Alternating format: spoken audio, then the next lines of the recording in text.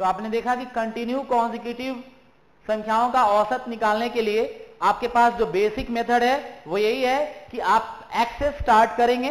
5 लगातार क्रमागत संख्याओं की मैंने क्वेश्चन दिया है, तो आप x से स्टार्ट करेंगे। 5 मैंने बोला है, एक कम आप लेंगे क्रमागत संख्या में, 4 तक जाएंगे। 4 तक आपने यहां ऐड कर दिया, उसके बाद डिवाइडेड बाई 5, क्योंकि आप जैसा कि जानते हैं कि कुल संख्याओं से भाग देना पड़ता है। आपने कुल संख्या से भाग दिया, बराबर में 50 औसत है इसकी गिवन क्वेश्चन में, इसलिए हमने बराबर 50 लिया। अब आप इसे सॉल्व करेंगे तो बेसिक मेथड में सॉल्व करने में x एक साथ जोड़ दीजिए आप, टोटल 5x बनता है आपका। ठीक है जी, बात है अब विदाउट x की, विदाउट x वाली ऐड कर लीजिए आप, ये आपका कितना बनता है 10, और ये क्रॉस मल्टीप्लाई हो जाएगा इसके साथ, तो ये हो जाएगा 1 5 5 25, इट मींस 250 हो जाएगा आपके पास। ठीक है ना। अब आपके पास x की वैल्यू निकालना है, तो x की वैल्यू निकालने के लिए आप इस 10 को लाके इधर माइनस करेंगे, क्योंकि यहां प्लस में उधर जाने पे ये माइनस होता है। तो 5x = 240 बनता है आपका यहां, और यहां जब आप x निकालेंगे तो 240 को 5 से डिवाइड करना होगा, 240 को 5 से डिवाइड करना होगा। अब 5 कैंसिल हो जाएगा आपके पास, 48 आ गया छोटी संख्या। अगर आपके पास x की वैल्यू 48 है तो बड़ी संख्या x + 4 है, तो मैं बड़ी संख्या जब निकालूंगा तो मैं आपको इधर बताना चाहूंगा कि बड़ी संख्या के लिए आपको x + 4 निकालना है, तो आप लिख लीजिए 48 + 4 = में कितना 52, यानी कि बड़ी संख्या आपके पास 52 है, छोटी संख्या 48 है। ये आपका बेसिक मेथड है जिससे एग्जामिनेशन में शायद आप कैलकुलेशन कहीं करें, कहीं भी मिस होता है तो फिर आपका कैलकुलेशन मिस्टेक होगा और आंसर आपका निकल जाएगा, टाइम भी वेस्टेज होगा। लेकिन एक मेथड हम अपने ही बताएंगे आपको जिससे मोस्टली ऐसे क्वेश्चन आप विद इन 3 to 5 सेकंड्स में कर सकते हैं। जरा देखते हैं क्वेश्चन को, इसी क्वेश्चन को ले लेते हैं हम लोग। आप मेरी मेथड से बनाना चाहते हैं फास्ट ट्रैक पे, तो आप इससे सिंपल मेथड में फॉलो कर लीजिए, ये जीएसपी मेथड को फॉलो कर लीजिए, टाइम बहुत ही ज्यादा इजी आपको फॉलो करा देगा। कितनी संख्याओं की बात किया जा रहा है यहां पे आपसे, 5 संख्याओं की बात किया जा रहा है, तो 5 संख्याओं की बात करिए जाए, उसमें औसत कितना है आपके पास, एवरेज कितना है 50। आप उस औसत को बीच में ले लीजिए, 50 हो गया औसत आपके पास। 50 आने के बाद 5 संख्याओं की बात की गई है, वो भी लगातार क्रमागत, तो आप क्या करें, 2 आगे बढ़े और 2 पीछे घट जाएं, तो आपके पास लगातार क्रमागत की बात होगी। अब 2 आगे बढ़ेंगे, 51 52, औसत हमेशा बीच में रखेंगे हम, और यहां पे पीछे घटेंगे 49 और 48। अब सबसे छोटी संख्या हमने पूछा आपसे 48, सबसे बड़ी पूछा 52। आप मैच कर सकते हैं, छोटी संख्या 48 ये मैच कर रहा है इससे, और 52 बड़ी संख्या, तो आप ये मेथड लगाएंगे, ना कि एग्जाम में ये मेथड लगाएंगे। नोट कर लें आप इसे।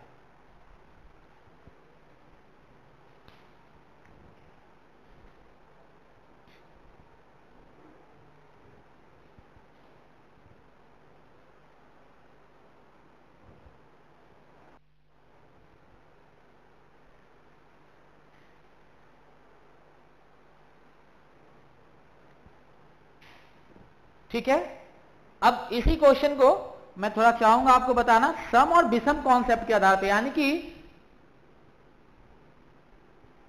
आप क्वेश्चन में अगर दे देते हैं कि even continue consecutive numbers, even continue consecutive numbers या ऑड कॉन्टिन्यू कॉन्जिक्यूटिव नंबर्स, यानी कि सम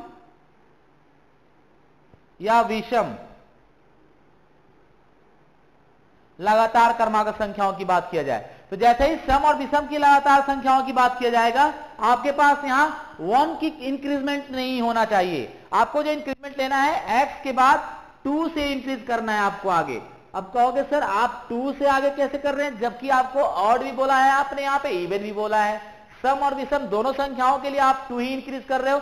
जी हां, रीजन क्या है, ये x डिसाइड करता है कि आपका इवन होगा नंबर या ऑड होगा। अगर x आपका इवन है तो आगे की जो भी संख्याएं हैं जोड़कर चेक कर लीजिए, सारी इवन हो जाएंगे।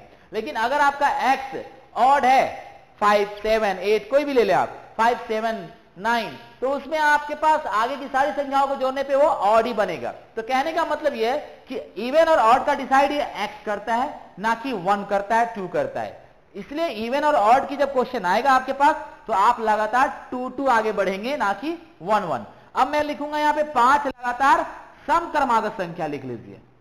सम क्रमागत संख्या का औसत कितना है? 50 है। तो छोटी बड़ी संख्या निकाले। अब क्वेश्चन मैंने चेंज कर दिया, यहां पे मैंने सम क्वेश्चन डाल दिया। सम क्रमागत, it means even continue consecutive numbers. आप समझ सकते हैं इसे, आप इवन कॉन्टिन्यू कॉन्जिक्यूटिव नंबर्स की मैंने बात कर दिया आपसे यहां पे। तो जब इवन कॉन्टिन्यू कॉन्जिक्यूटिव नंबर्स की बात होगी यहां पे, आपको क्या करना है? स्टार्टिंग आप कर चुके हो एक्स से, आगे बढ़ सकते हो आप इससे, टाइम तो लगेगा आपको। तो आप इसमें एक्स से स्टार्ट करके चेक कर लो। X plus 2, X plus 4, X plus 6, X plus 8, 5 तक जाना है ना हमें। 1 2 3 4 5, ठीक है। डिवाइडेड बाई काउंटिंग नंबर 5 और इक्वल में 50। अब मुझे निकालना है छोटी और बड़ी संख्या। सारे एक्स को एक साथ जोड़ लीजिए आप। 5x प्लस 2 4 6 6 12, 12 और 8 कितना होता है? 20 लिख लिया आपने, और ये 5 इससे मल्टीप्लाई हो गया, 250 लिख लिया आपने, ठीक है ना।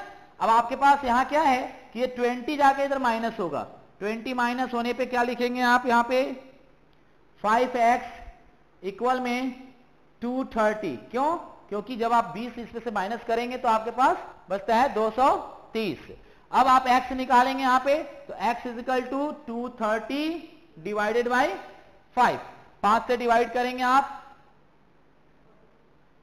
46। छोटी संख्या अगर 46 है, ये वाली x वाली आपकी, तो हमारे पास बड़ी संख्या कितनी हो जाएगी? x plus 8। यानी कि बड़ी संख्या निकालना है आपको, तो हमने बड़ी संख्या निकालने के लिए x प्लस 8 करना होगा, और छोटी संख्या हमारी x यहाँ पे 46 आ चुका है। अब हमारे पास x प्लस 8 का मतलब 46 प्लस 8 इक्वल में कितना हो गया आपके पास? ये 8 है 14 और 1 5, 54 हो जाएगा ये आपके पास।